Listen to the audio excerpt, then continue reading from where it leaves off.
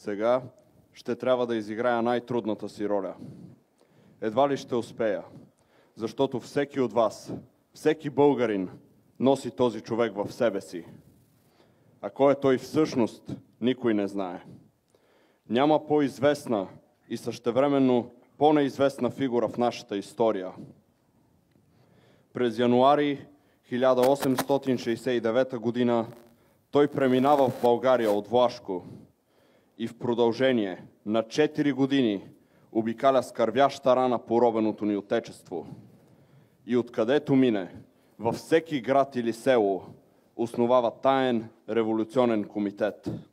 Заклевам се пред Бога и отечеството си, че полагам за свободата му и живот и имот. Че полагам за свободата му и живот и имот. Ако стана предател, нека бъда прободен от оръжието на това съзаклятие, което има право да ме съди. Което има право да ме съди. Заклех се. Заклех се.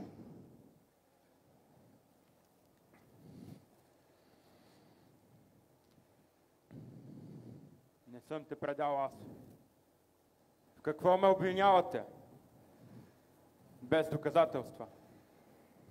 Без свидетели. Оплюхте ме. Обругахте ме. И ме отхвърлихте. Защо? Защото ти казах истината.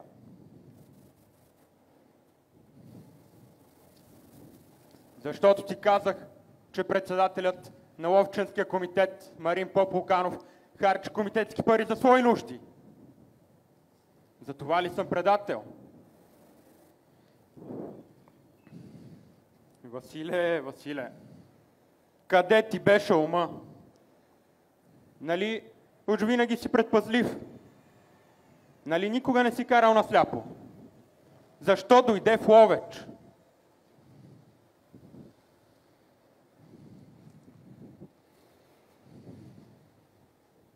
И вас да ви питам, когато го заловиха и го караха в снега до Софията, къде бяхте вие тогава? Къде бяхте?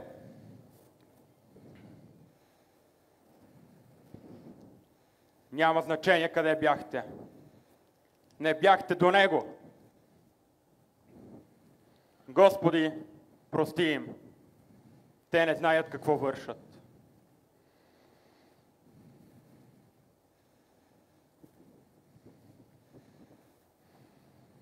Не ме е страх от смъртта.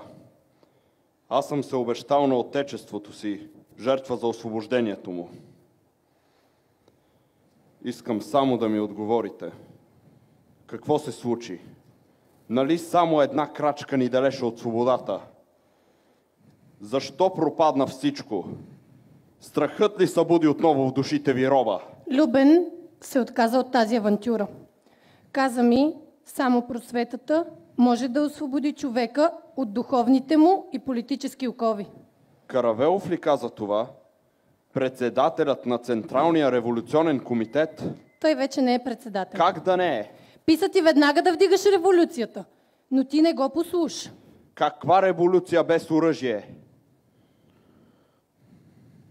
Защо не им кажеш, Димитре, как обра хазната в Арабаконак и как после издаваше всички? Нарочно издавах. Карах и другите да издават и да лъжат. Така работата да изглежда по-голяма. Само така Европа ще се стресне, ще рече. Там на Балканите имало народ. А пушките къде са? Ти нали се хвалеше пред комитетите, че си пренесъл 1000 пушки? Къде са ти пушките? Лъжеше, нали? Лъжех! Ти от мене запомни. Той е народ, за да тръгне, трябва да го излъжеш. Излъжем ли го днес, утре за нищо няма да ни повярва. Когато те хванаха, на другия ден, надвечер, гледам коня ти рие пред портата. Самара му цял целеничък, а вътре всичките ти книжа. Пъхнах ги в една газена тенекия и ги зарових зад къщата. Само тефтерчето ти оставих и нощем го четъл под кандилото. Светец е той! Светец бил. Слагали били лика му на иконостатите в черквите. Свещи му палят и му се молят. Молят ли се? На колене се молят, като на Господ. Нещастен народ. Не да се моли го учех аз. Всеки народ заслужава съдбата си. Ако ние не скочим и не пролеем кръв, кой друг ще скочи? И все тъй ли ще мъкнем синджирите на врата си? Ей, така като заговори, и всички поудяват. Светец е той! Помамили той подире си. За той ли ме издаде? А кой ще оре земята, ако всички си урем, подире ти към безсилката? На тебе земята ли ти е по-скъпа или свободата? Земята ме храни, дяконе, свободата не се яде. Робска душа си ти! И запомни, ако се бием с турците само за яденето и да си сложим цар, то сме глупци. И сега имаме султан. Не ни трябва господар, а свобода и човешко равенство. Ще има едно знаме, на което ще пише свята и чиста република. Република ли? Без цар? Без цар и господар. Свята и чиста република. Че кой ще тръгне подире ти? Този народ мечтае за цар. За български цар. И аз се огледай. В цяла Европа са само монархии. Така виждам нашата България. Ние няма да гоним турския народ, ни вярата му, а турското правителство, дето варварски владее не само нас, а и самите турци. И след всичко това, затвори, бесилки, кланета, ще наведем пак глава и ще им кажем: я елате да ни управлявате, че главата ви посече.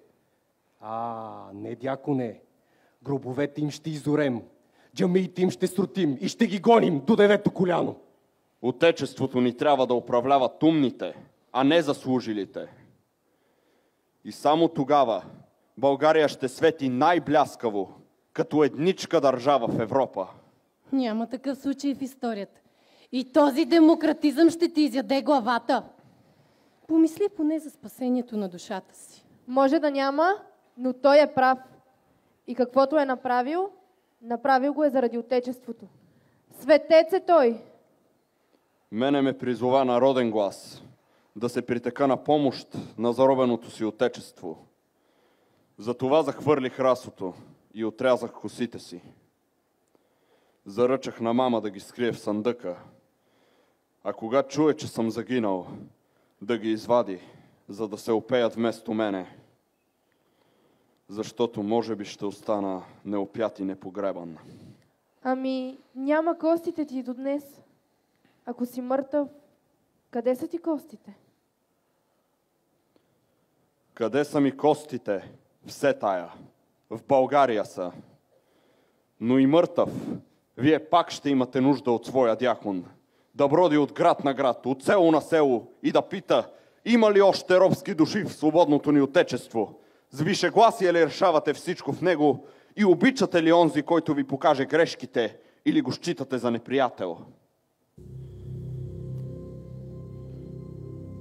Народе мой, аз няма да те изоставя никога, но пътят ми към тебе минава там, през бесилката.